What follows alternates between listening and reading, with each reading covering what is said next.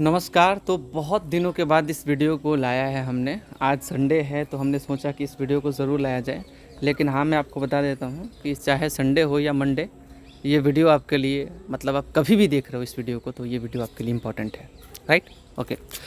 तो आज की इस वीडियो के अंदर हम लोग जानेंगे कि इन्वेस्टिंग में क्या क्या ज़रूरी है जिससे रिटर्न अच्छा बने, आपका पोर्टफोलियो कम गिरे। राइट? बहुत कुछ जो भी ज़रूरी होता है इन्वेस्टिंग में वो आपको आज जानना चाहिए। तो आज का वीडियो आपके लिए ज़रूरी है। अच्छा, एक बात और मैं बोलना चाहूँगा कि व्हाट्सएप पे मैंने एक ग्रुप बनाया है, तो आप लोग वहाँ पे जुड़ सकते हैं। लिंक डिस्क्रिप्शन और कमेंट में मिल जाएगा। वहाँ पे आप मुझसे बात कर सकते हैं, कुछ पूछना है हमसे पूछ सकते हैं। तो जो भी बात है आप कर सकते हैं। तो व्हाट्सएप का लिंक डिस्क्रिप्शन और कमेंट पे है, वहाँ से आप लोग डायरेक्टली जुड़ सकते हैं, जहाँ से कमेंट किया जाता है और डिस्क्रिप्शन पे। चलिए, तो अब जानते हैं कि क्या क्या ज़रूरी है इन्वेस्टिंग में। आज पॉइंट बहुत इंपॉर्टेंट आपके साथ साझा करने वाले। एक नया पॉइंट ऐड किया है, मतलब आपने पहले देखा था तो उसमें तो आपने देखा ही था। बहुत दिन बाद इस वीडियो को ला रहा हूँ, तो इसके अंदर ग्रोथ को भी हम लोग नया ऐड करने वाले हैं। Growth, right? तो भाइयों, यही बात है। राइट? आपको आज की इस वीडियो के अंदर हम लोग बहुत कुछ साझा करने वाले हैं आपके साथ, और थोड़ा सा टाइम देना, क्योंकि इसी टाइम को हमारी जो छोटी बच्ची है वो भी इसी टाइम को मेरे को तंग करती है। मैं जब वीडियो बनाने आता हूँ हो नहीं सकता है कि पर डे मेरे साथ ना आए छत पे। ओके, तो चलिए मैं आपको लाइन से सब कुछ आपको बताता हूँ कि आपको क्या करना चाहिए। हालांकि मैं आपको बता दूं कि उस तरीके से, जिस तरीके से मैं बात करने वाला हूँ, मेरा भी पोर्टफोलियो उस तरीके से डाइवर्सिफाइड नहीं है। लेकिन करंट जो सिचुएशन है ना, इस सिचुएशन से मैं थोड़ा सा उभर जाऊँ, उसके बाद मैं अच्छे तरीके से खुद पोर्टफोलियो बनाऊंगा और आपके साथ साझा भी करूंगा। मेरा पोर्टफोलियो फ़िलहाल उस तरीके से नहीं है, लेकिन हाँ, एलोकेशन थोड़ा अजीब तरीके से हमने कर रखा है, अजीब तरीके से। राइट? चलिए, पहला है राइट टाइम। मतलब एक सही टाइम होना चाहिए बाई के लिए। राइट? मतलब आप देखेंगे एक सामान होता है, मैं आपको बताना चाहूँगा, एक सामान है 100 रुपये का। राइट? भाव भगवान है, वही बात है कि मतलब एक सामान है 100 रुपये का, अभी वो कुछ दिन पहले 80 का था, अभी वो 150 पे है। ऐसा होता है ना, या थोड़ा ऊपर मान लेते हैं, 150 ना मान के 120 मान लेते हैं। राइट? तो भाइयों, भाव भगवान है, इसीलिए सही समय पे अच्छे शेयर्स ऊपर नीचे जाना शेयर्स का काम है। राइट? शेयर ऊपर नीचे जाएगा ही जाएगा, तो इस सही समय पे आप बाई करो ताकि आपका पैसा ऑलमोस्ट डबल हो जाए। राइट? ओके, तो भाव भगवान है, बहुत इंपॉर्टेंट है इन्वेस्टिंग में। चलिए, दूसरा पॉइंट आपके साथ साझा करते हैं। दूसरा पॉइंट रहने वाला है फोमो बाई। मतलब आप ये कह सकते हैं कि जो चीज़ भाग रहे हैं ना, उसे पकड़ लो आप पहले।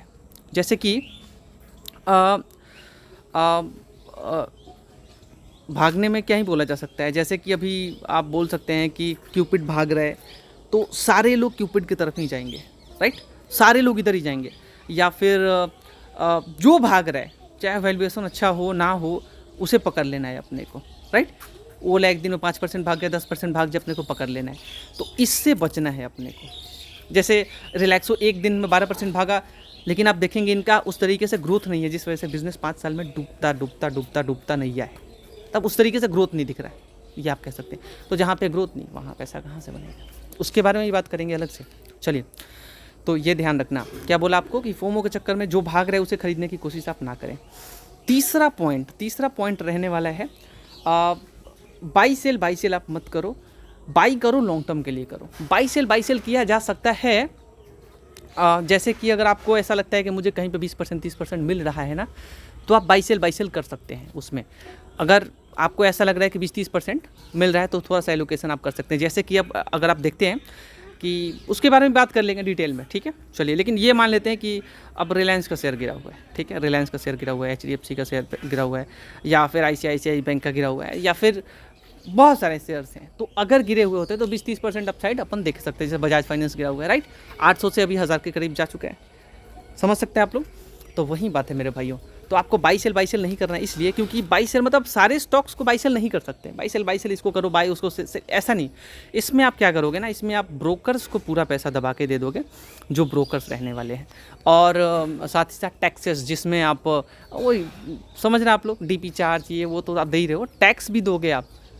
CDSL को आप बेचते टाइम पे दोगे, एंड साथ ही साथ GST ये वो STT देते देते आपका हालत ख़राब हो जाएगा। ध्यान रखना आप। तो आपको इस चीज़ से दूर रहना है, अदरवाइज़ आप नहीं कमाओगे बल्कि ब्रोकर्स कमा लेंगे और आप में नहीं कमा पाओगे। तीसरा पॉइंट है, चौथा पॉइंट है, लॉस मेकिंग कंपनीज़ को बाई नहीं करना है। हमने देखा है कि लॉस मेकिंग कंपनीज़ में चाहे आप ओला ले लो, चाहे वीआई ले लो, या फिर आप जितने लॉस मेकिंग हैं लाइक मीशो ले लो आप, तो लॉस मेकिंग की तरफ मेरे भाई मत जाना, आप किसी भी लिहाज से मत जाना लॉस मेकिंग की तरफ, क्योंकि अगर आप जाओगे ना वहाँ पैसा, चाहे रिलायंस बहुत तो कंट्रोवर्शियल हो जाता है थोड़ा सा, तो आप ऐसे साइड में मत जाना। मैं रिक्वेस्ट करूँगा आपसे एज ए ब्रदर, वरना आप पैसा नहीं कमा पाओगे। ठीक है, चलिए अगला पॉइंट रहने वाला है अपना, वो पॉइंट रहने वाला है भाइयों फंडामेंटली स्ट्रॉन्ग कंपनीज़ को बाई करो आप। जैसे आप देख रहे हो कुछ में ग्रोथ तो हो रहा है, लाइक कुछ कंसर्न्स भी होते हैं, अलग अलग फैक्टर्स भी होते हैं, ज़रूरी नहीं होता कि कोई शेयर ऐसे ही गिरता है, बहुत कुछ रीज़न भी गिरने के पीछे होता है। ग्रोथ डिलीवर कुछ करने के बाद भी उस तरीके से ग्रोथ आप डिलीवर करते हो, फिर भी जैसे कि एक मिनट, परसिस्टेंट सिस्टम का एग्जांपल ले लेते हैं, जो कि अभी शेयर जो है बहुत टूटा हुआ है, जो ये 8500 के करीब का शेयर है, और वो शेयर टूट के कहाँ पे आया, 6500, हाँ जी 6500 का शेयर जो है वो टूट के अभी आ चुका है 4800 पे, 4500 पे ऐसे आया था ये शेयर। ये कोई दोहरावा मतलब क्या ऐसा कहा जा सकता है। ग्रोथ तो दे रहा है, लेकिन जो कंसर्न है ना बिज़नेस को लेकर के, एआई की डर से भी ये कह सकते हैं कि शेयर अभी पूरा आईटी सेक्टर दबाव में है। वैसे ही कुछ कुछ जैसे ऑटोमोबाइल सेक्टर में भी आप दबाव देख सकते हैं, तो ये दबाव तो एक रहता ही है। लेकिन अगर आप किसी चीज़ को प्रीमियम दे रहे हो, लाइक ज़्यादा फंडामेंटली स्ट्रॉन्ग कंपनीज़ को बाई नहीं कर रहे हो, जहाँ पे आप देख रहे हो बस भागता ही किसी भी वैल्यूएशन पे आप खरीद रहे हो, तो फिर वो दिक्कत वाली बात एक होगी। तो उस बात को आप ध्यान पे रखो कि आप किसी चीज़ को कितना, मतलब जैसे क्यूपिड को ही देखेंगे तो ये आप देखेंगे तो ओवर वैल्यूड है, राइट, ओवर वैल्यूड है। वैसे ही अगर आप देखेंगे लेंसकार्ट को, लेंसकार्ट भी ओवर वैल्यूड है। तो बहुत सारी चीज़ें हैं, तो ओवर वैल्यूड चीज़ों को आप ना खरीदें, फंडामेंटली स्ट्रॉन्ग कंपनीज़ को आप बाई करें, राइट। अगला पॉइंट क्या रहने वाला है, अगला पॉइंट रहने वाला है बाई तो कोई भी कर सकता है, एक बटन दबाना है, बाई कर लेना है अपने को, एवरेज करने आना चाहिए आपको। मतलब कि अगर आपने एक सामान है 100 रुपये का, राइट, अब एक टाइम पे वो अब मान लीजिए एक भाई ने पूरा पैसा उसके अंदर डाल दिया, अब वो सामान गिर के आ चुका है 80 रुपये, राइट, या एग्जाम्पल थोड़ा सा और गिरा देते हैं 60 पे आ चुका है वो, समझ रहे हैं आप लोग, एक समझाने के लिए होता है, ऐसा होता भी है कि 100 का सामान 60 पे आया है, ऐसा कोई बड़ी बात नहीं है। तो अगर किसी ने एक बार में पूरा पैसा 100 पे डाला है, और किसी ने क्या किया कि 50% कैपिटल डाला है, और या फिर जो भी डाला है उसके बाद उन्होंने इंतज़ार किया है, एवरेज किया है। अब 100 का जिन्होंने एक ही बार में पूरा पैसा डाला है, अब 60 पे आने के बाद उनका तो सर घूमने वाला है। लेकिन जिन्होंने पूरा नहीं डाला है, इसे एवरेज बोलते हैं। तो यहाँ वो 40% डिस्काउंट का फ़ायदा उठा लेंगे, यानी कि एक सामान 100 पे है, वो अभी 60 पे मिल रहा है, तो 40% गिरा है ना भाई, तो उसका फ़ायदा वो उठा लेंगे, तो उनका बाइंग प्राइस कम हो जाएगा। जैसे जो भाई एक ही बार में पूरा पैसा डाले उनका तो 100 रुपीज़ बाइंग प्राइस है, लेकिन जिन्होंने 50% मान लीजिए डाले किसी ने, और फिर डाल दिया 50%, तो उनका बाइंग प्राइस कितने का आएगा। मतलब एक शेयर मान लेते किसी ने एक और ख़रीद लिया, एक शेयर, तो एक शेयर और खरीदा 2 शेयर उससे, बताओ 160 रुपये लगा, यानी कि 80 रुपये बाइंग प्राइस आ चुका है, 80 रुपये। तो इसे एवरेज बोला जाता है। तो बाई तो आप करो, लेकिन एवरेज करने आना चाहिए। अगर आप एवरेज नहीं कर सकते हो तो ध्यान रखना कि आप पैसा बढ़िया नहीं बना पाओगे मार्केट के अंदर से। तो मार्केट के लिए एवरेज करने आना चाहिए, आपके पास कैपिटल्स भी होने चाहिए। आप ऐसा करो ना, मैं देखता हूँ कि एक तो ये जो जितना पॉइंट हमने समझाया ये तो होता ही होता है, तो इतने को भी लोग गलत तरीके से गलत वैल्यूएशन पे खरीदते हैं, डाइवर्सिफाई नहीं करते हैं, लॉस मेकिंग को पकड़ के बैठ जाते हैं। और पकड़ते भाई, वो तो ठीक है, हजम उतना भी तो होना ही चाहिए, फिर भी कर लिया हमने भाई, मतलब 4-5 शेयर चुनेंगे और पूरा पैसा 2 लाख 1 लाख जो भी है वो डाल देंगे उसी के अंदर। मतलब ये पागलपन है। किसी को 5 लाख भी डालना है ना, वो 5 कंपनी चुने और डाल दिया पैसा, तो क्या मतलब समझ नहीं आता मेरे को। तो एक बात ध्यान रखना कि बाई एवरेज तो आपको बताया हमने, आपको ये भी मैं आपको बता रहा हूँ कि भाई ये जो डाइवर्सिफिकेशन है ना बहुत ज़रूरी है। जैसे कि आप अगर एटलीस्ट जितने शेयर्स चुन रहे, जैसे मेरे पास अभी फ़िलहाल 22 है, जो कि कम है, मैं मानता हूँ कम है, बट फिर भी ठीक है, थोड़ा हजम कर ले रहा हूँ मैं। आपके पोर्टफोलियो के अंदर भाई कम से कम 30 तो कंपनी होने ही चाहिए, 30 तो मैं मान के चलता हूँ 30 होने चाहिए आपके पास। इससे आप काफ़ी डाइवर्सिफाइड रहोगे, समझ रहे हो आप, इससे काफ़ी डाइवर्सिफाइड रहोगे। रिस्क, क्योंकि देखिए ऐसा तो है नहीं कि पैसा सिर्फ बजाज हाउसिंग फाइनेंस ही बना के दे सकता है, ऐसा तो है नहीं। पैसा बना के आपको महिंद्रा एंड महिंद्रा भी दे रहा है, टाटा मोटर पैसेंजर व्हीकल भी दे रहा है, बजाज फाइनेंस भी दे रहा है, टाइटन भी दे रहा है, एंड बहुत सारे हैं, एयरटेल भी दे रहा है, एसबीआई भी दे रहा है। तो फिर मैं क्यों बैठूं? अगर आप मुझसे बोलोगे ग्रोथ को लेकर के, तो चलिए आपको गिना देता हूं मैं।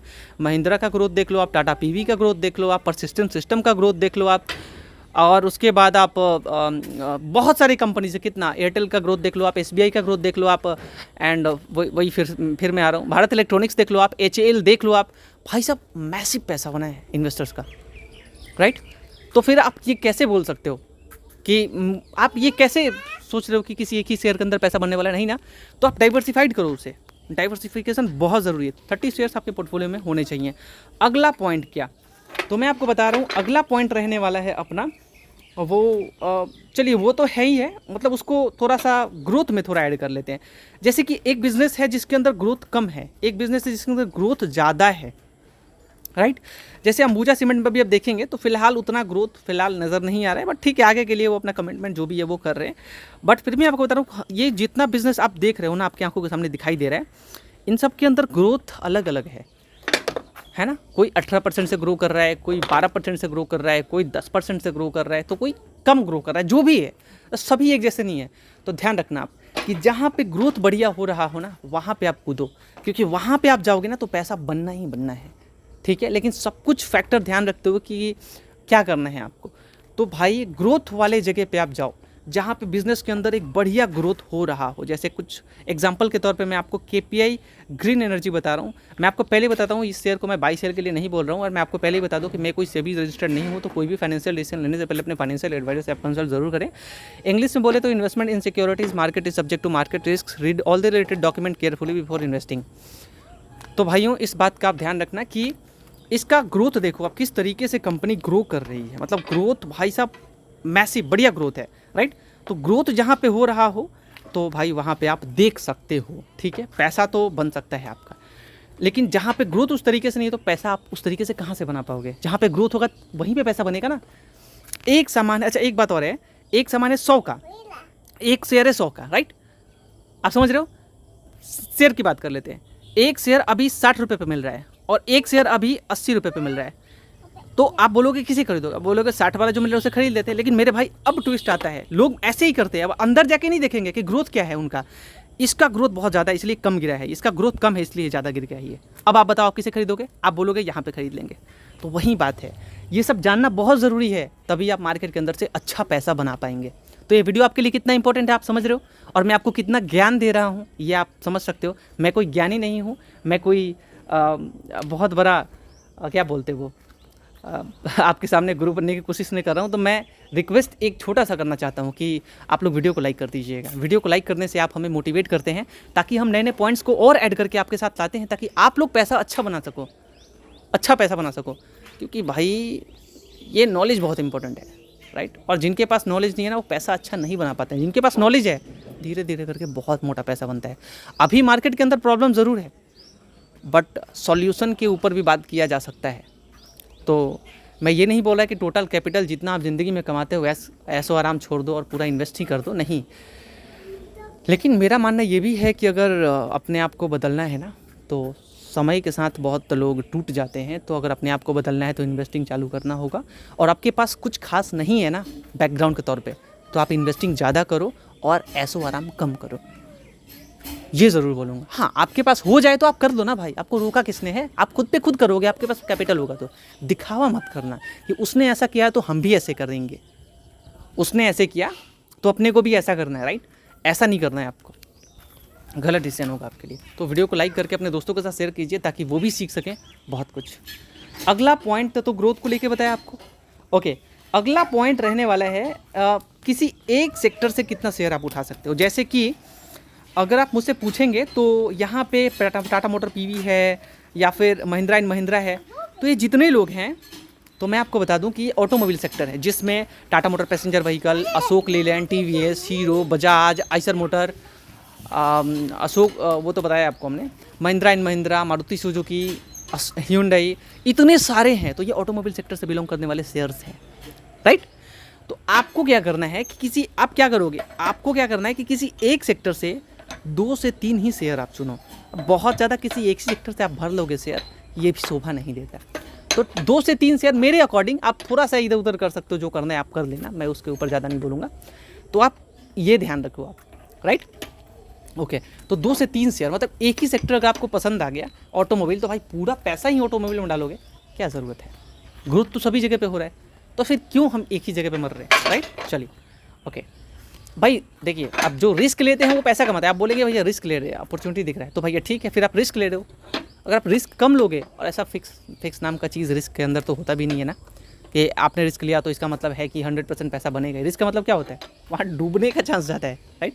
तब वहाँ डूबने का मतलब ये नहीं बोला पूरा पैसा डूब जाएगा, वहाँ समझ रहे हो आप? वही बात है भाई, ये ज़रूरी नहीं कि रिस्क ले रहे हो। रिस्क मतलब रिस्क नाम से ही डर लगता है ना, तो वही समझो आप, रिस्क होता किस लिए, और इसका मतलब तो है नहीं कि वहाँ पे पूरा अपॉर्चुनिटी ही है आपके लिए। चलिए अगला पॉइंट क्या रहने वाला है, किसी अच्छा एक से मैंने आपको बताया कि आप किसी एक सेक्टर से 2 से 3 शेयर उठाओ। लाइक अगर आप बैंकिंग में देख रहे हो, अच्छा आईटी में देखो आप, आईटी में टीसीएस है ना, TCS, Infosys, HCL tech, persistent system, tech Mahindra and कितने सारे हैं, राइट।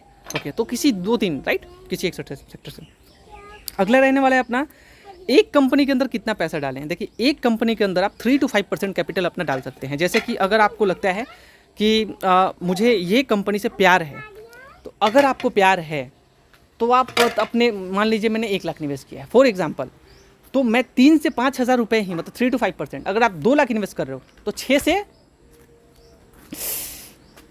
से 10 हज़ार रुपये मैं डाल सकता हूँ मैक्सिमम। 2 लाख इन्वेस्ट कर रहा हूँ, 3 लाख इन्वेस्ट कर रहा हूँ, वैसे ही आगे बढ़ा लेना है 9 हज़ार या फिर 15 हज़ार, मतलब 3 to 5% कैपिटल अपने को डालना है किसी एक शेयर के ऊपर। बहुत ज़्यादा भी नहीं डाल सकते आप, थोड़ा बहुत इधर उधर कर सकते हो, थोड़ा बहुत। अगर आप सोच रहे हो कि चलो एक शेयर है, थोड़ा सा इधर उधर कर लेते, ठीक है, राइट। चलिए तो ये बता दिया आपको, ये बहुत ज़रूरी है आपके लिए। ओके, चलिए अगला जो रहने वाला है वो रहने वाला है अपने लिए, एक मिनट वेट करना आप। और दोस्तों वीडियो को लाइक करके व्हाट्सएप पे जुड़ जाइएगा, बहुत कुछ सीखने को मिलता है, बहुत कुछ सीखने को मिलता है वहाँ पे। मार्केट जब ऑन रहता है बहुत कुछ आपको बताते हैं। ओके, सो एक कंपनी में 3 to 5% कैपिटल आपको बताया हमने। किसी एक सेक्टर में आप कितना डाल सकते हो, जैसे आपने अभी हमने अभी जिक्र ये किया कि महिंद्रा एंड महिंद्रा, टाटा मोटर, ये वो जितने हैं, तो मैंने ये बताया कि 2 से 3 शेयर चुनना है आपको, राइट। तो किसी एक सेक्टर में कितना डाल सकते हैं, मतलब एक सेक्टर में 2 से 3 हमने चुन लिया, ठीक, तो कितना डाल सकते हैं? अगर 2 से 3 शेयर आपने चुना है तो 10% कैपिटल आप डाल सकते हो। अगर आपने 2 से 3 शेयर चुना है, मान लीजिए महिंद्रा, टाटा मोटर या फिर आइशर मोटर, जो भी आप चुन रहे हो, तो 2 से 3 अगर आप चुन रहे हो तो 10% अपने टोटल कैपिटल का, 1 लाख इन्वेस्ट कर रहे हो तो 10,000, 2 लाख इन्वेस्ट करो 20,000, 3 लाख इन्वेस्ट करो 30,000, ऐसे समझ रहे हो, 10%। थोड़ा बहुत इधर उधर हो सकता है अगर आपको करना है तो उसमें ज़्यादा नहीं बोलूँगा, थोड़ा बहुत हो सकता है, ठीक है। और अगर आपने एक सेक्टर से एक ही शेयर चुने हो, महिंद्रा को छोड़ के मुझे कोई खरीदना ही नहीं, चाहे टाटा मोटर हो, चाहे हीरो हो, चाहे बजाज हो, कुछ भी हो, मुझे नहीं खरीदना, तो आप एक शेयर के ऊपर कितना डाल सकते हो? मैंने पहले ही बता दिया है, 3 to 5%। थोड़ा सा इधर उधर हो सकता है, एक शेयर चुना है एक ही इंडस्ट्री तो कोई फ़र्क नहीं पड़ता, और 2 से 3 चुना है एक सेक्टर में तो 10% आप डाल सकते हो मैक्सिमम। अगला क्या रहने वाला है, तो दोस्तों अगला पॉइंट है, ऐसा इस तरीके से आप डाइवर्सिफाई करोगे ना, आपका पोर्टफोलियो ज़्यादा गिरेगा ही नहीं, ध्यान रखना, और पैसा बनेगा अच्छा खासा, ध्यान रखना, बहुत कम गिरेगा और अच्छा खासा पोर्टफोलियो आपका भागेगा, एकदम वेल मैनेज्ड होगा, समझ रहे हो आप, एकदम अच्छे तरीके से डाइवर्सिफाइड होगा, गिरेगा कम, क्योंकि एक सेक्टर के ऊपर गिरावट भी होता है तो दूसरा आपको संभाल लेगा, राइट। और ग्रोथ तो है ही भाई, सभी जगह पे ग्रोथ हो ही रहा है, तभी तो आपने सेलेक्ट किया है, राइट, तो सभी जगह से आप बच रहे हो। अगला अपना पॉइंट रहने वाला है, डिप बाइंग करना है आपको। डिप बाइंग बहुत इंपॉर्टेंट है, डिप बाइंग इतना इंपॉर्टेंट है कि आप सोच भी नहीं सकते हो। जैसा कि आपको उसी टाइम पे हमने बताया था कि अगर वही उसी पॉइंट को थोड़ा सा अलग से कर देते हैं कि अगर लग रहा है कि जैसे कि HDFC बैंक गिरा था तो हमने इसे खरीदा था, तो HDFC बैंक अभी गिरा है, काफ़ी ऊपर से करेक्टेड है, तो भाई डिप बाइंग भी आप करो। HDFC बैंक ज़रूर नहीं है कि HDFC बैंक के अंदर ही बोल रहा हूँ मैं, वो एवरेज भी आप बोल सकते हो, जो भी आपको कहना है वो आप कर लो, ठीक है। तो डिप बाइंग बहुत इंपॉर्टेंट है, अगर मार्केट गिरता है और ऐसे ऐसे शेयर्स कुछ गिरते हुए मिलते हैं आपको, तो आप ऐसे ऐसे शेयर को पकड़ के बैठ जाना, ठीक है। और जो आपके पोर्टफोलियो में भी एग्जिस्टिंग शेयर्स हैं, अगर मैक्सिमम आपके स्टॉक्स के अंदर, तो भाई जहाँ पे आपको लग रहा है कि अच्छा खासा गिरा है तो आप खरीदारी कर सकते हैं एक रेंज पे रह के, ठीक है, ओके, एक रेंज पे रह के, ओके। चलिए अगला पॉइंट क्या है, डिप बाइंग बहुत इंपॉर्टेंट है, क्योंकि 100 का सामान 60 पे 70 पे मिल रहा है, बहुत अच्छी बात है ना, फिर वो आगे बढ़ेगा तो, है ना। अगर 70 पे मिल रहा है तो 70 के 140, 100 का सामान 40 तो बढ़ सकता है ना, तो पैसा आपका डबल हो जाएगा ना, वही बात है, डिप बाइंग बहुत इंपॉर्टेंट है। ओके, अगला रहने वाला है profit booking time. Profit booking, इस मार्केट में प्रॉफिट बुकिंग चलता है, चाहे आप इस बात को मानो या ना मानो, बट मैंने देखा है भाई इस मार्केट में, मतलब मार्केट को आप क्या ही बोलोगे, जुआ बोलोगे, कुछ जुआ बोलते, कुछ बोलते, राइट। लेकिन भाई ये रियलिटी है, ये सच है कि इस टाइम फ्रेम पे मार्केट गिर रहा है और वो सीधा नज़र आ रहा है। अभी तो देखेंगे तो काफ़ी टाइम से गिर रहा है, लेकिन हाँ ये भी क्लियर है कि मार्च टाइम पे, फरवरी, जो भी कह लें आप, मार्केट गिरा है और ऐसा देखने में आ रहा है, ये सीधा आप देख सकते हो। तो भाई मेरे याद रखना कि डिप बाइंग जो है, डिप बाइंग तो बताया आपको हमने, ये बताया हमने कि ये जो प्रॉफिट बुकिंग है बहुत इंपॉर्टेंट है। तो अगर आपके पास कैपिटल है ना, तो अपने कैपिटल कुछ रखा करो आप, ठीक है, और प्रॉफिट बुकिंग कर लिया करो आप। जैसे कि लगता है दिसंबर में आपको इधर उधर करना है, तो दिसंबर में मार्केट या फिर नवंबर में गिरने लगता है, उसके बाद थोड़ा इधर उधर आपको लगता है, तो अपने थोड़ा आप उसे प्रॉफिट बुकिंग कर सकते हो। प्रॉफिट बुकिंग मार्केट के अंदर इंपॉर्टेंट है। 20-30%, 40% रिटर्न अगर आपको मिला है, 60% मिला है, 70% मिला है, 100% मिला है, तो फिर आप ग्रोथ को देखते हो, बिजनेस को क्या ग्रोथ लग रहा है, रीजनेबल प्राइस लग रहा है, नहीं लग रहा है, जो भी है, तो थोड़ा प्रॉफिट बुकिंग इंपॉर्टेंट है मार्केट के अंदर, ठीक है। या फिर जो भी है 5 साल के में आप प्रॉफिट बुकिंग करो, या फिर 2 साल में करो, या फिर 4 साल में करो, जो भी करना है आप करो, ज़रूरी है प्रॉफिट बुकिंग करना। आगे बात करते हैं, वो रहने वाला है आपका सिर्फ डिविडेंड देने वाली कंपनीज को आप बाई ना करो। जैसे कि आप पूछेंगे तो ONGC है, हाँ ONGC है, उसके बाद आप देखेंगे तो वेदांता भी, आप देख सकते हैं अभी तो बहुत पैसा कमा के इन्वेस्टर्स को दिया है, मतलब ज़बरदस्त डिविडेंड के साथ साथ, बहुत ज़बरदस्त, मतलब क्या बोलूँ मैं आपको, कुछ ऐसे होते हैं ना, मतलब मज़ा आता है भाई। बट हाँ फिर भी बहुत ग्रोथ वाले, जैसे PFC हो गया, REC हो गया, या फिर बहुत एग्जांपल है कोल इंडिया हो गया, जिससे आप बहुत ज़्यादा तुरंत उम्मीद नहीं कर सकते मेरा भाई कि रिटर्न यहाँ पे लंबे समय में अच्छा खासा पैसा बने। तो सिर्फ डिविडेंड देने वाली कंपनीज़ को नहीं रखना चाहिए, सिर्फ मतलब सारे डिविडेंड वाली कंपनीज़ को तो ऐसे नहीं रखना चाहिए आपको। कुछ मतलब अलग से पॉइंट हो रहा है जो कि मैं साझा कर देना भी ज़रूरी है। ओके, उसके बाद सिर्फ PSU कंपनीज़ को, सिर्फ PSU जैसे सरकारी, तो सिर्फ सरकारी कंपनी को बाई ना करें आप। जैसे कि आपको सरकारी कंपनी में IRFC, PFC, राइट, या फिर मेरे पोर्टफोलियो की बात करें तो यहाँ पे आपके पास नज़र कुछ आ जाएंगे, जैसे भाई चलो इस पोर्टफोलियो को गोली मारते हैं, आपको बताते हैं। जैसे कि बैंक ऑफ बड़ौदा, PNB, एक बैंकिंग सेक्टर से हो गया। तो सिर्फ सरकारी कंपनीज़ को आप बाई ना करें, ठीक है, प्राइवेट की तरफ भी जाएँ, सिर्फ सरकारी को बाई नहीं करना है आपको, राइट। चलिए आगे बढ़ते हैं। अगला रहने वाला है किसी एक बिजनेसमैन के ऊपर। जैसे अदानी जी अभी बहुत चमक रहे हैं, बहुत ज़्यादा चर्चे में है। अदानी जी का कोई भी स्टॉक आप उठा लो, लाइक वो अभी चर्चे में है और भाई भागने से रुकने का नाम ही नहीं लेते वो, राइट।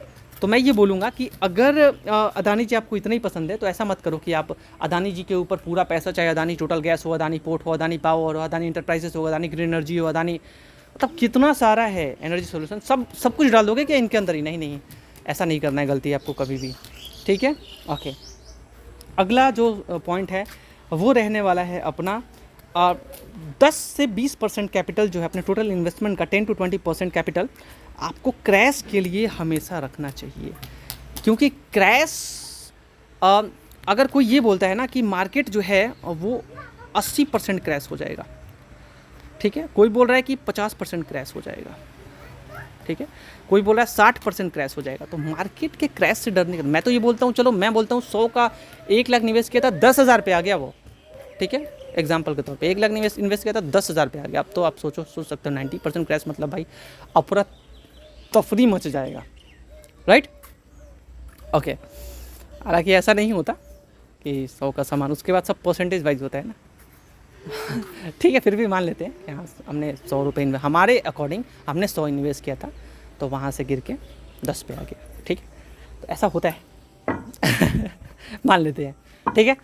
तो उससे डरने का क्या, 10 to 20% कैपिटल, मतलब 20, अगर 1 लाख इन्वेस्ट किया है तो 20,000 रुपये अपने को रखना चाहिए।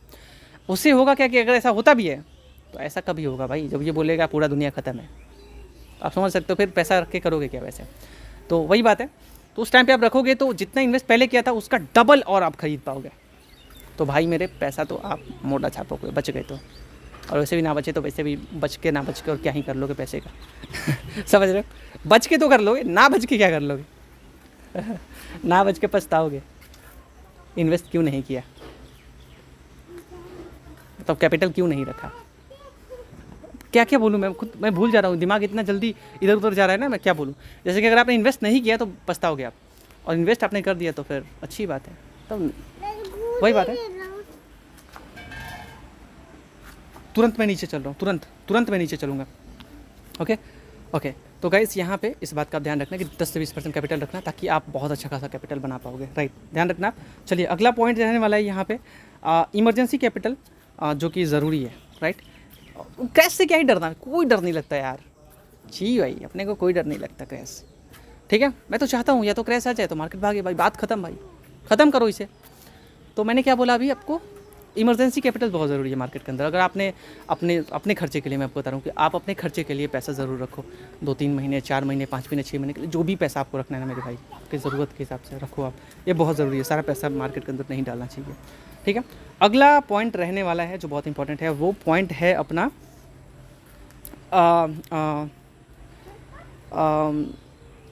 अच्छा, वो पॉइंट रहने वाला है ये मार्च के टाइम पे जो मार्केट गिरता है ना, मतलब जैसे आप देखते हैं कि अभी काफ़ी टाइम से इस टाइम पे मार्केट गिर रहा है, तो इसका फ़ायदा आप उठाया करो, ठीक है। इसके लिए भी प्रॉफिट बुकिंग जो बताया था आपको, अगर पैसा है तो प्रॉफिट बुकिंग, नहीं है तो प्रॉफिट बुकिंग कर लिया करो, और पैसा है तो वही जो पैसा बोल रहा हूँ, थोड़ा बहुत पैसा रखा भी करो मार्केट के लिए, एवरेज के लिए। तो उस पैसे को आप इस टाइम पे यूज़ करो, इस टाइम पे आप यूज़ करोगे। आप जनवरी से लेकर के अप्रैल तक में मार्केट गिरता है, तो जनवरी से लेकर के अप्रैल तक में मार्केट या मई तक, जो भी कह लें आप, मार्केट आपका डिप एकदम, जब डिप होता है ना, तो उस टाइम पे आप उस पैसे का फ़ायदा उठा पाएंगे। तो मैं उम्मीद करता हूँ कि मतलब बहुत अच्छा खासा पैसा आपको बनेगा। तो मैं उम्मीद करता हूँ वीडियो आपको पसंद आया होगा। वीडियो पसंद आए तो वीडियो को लाइक कीजिएगा, चैनल को सब्सक्राइब कीजिएगा, and thank you so much for watching this video. Thank you so much guys.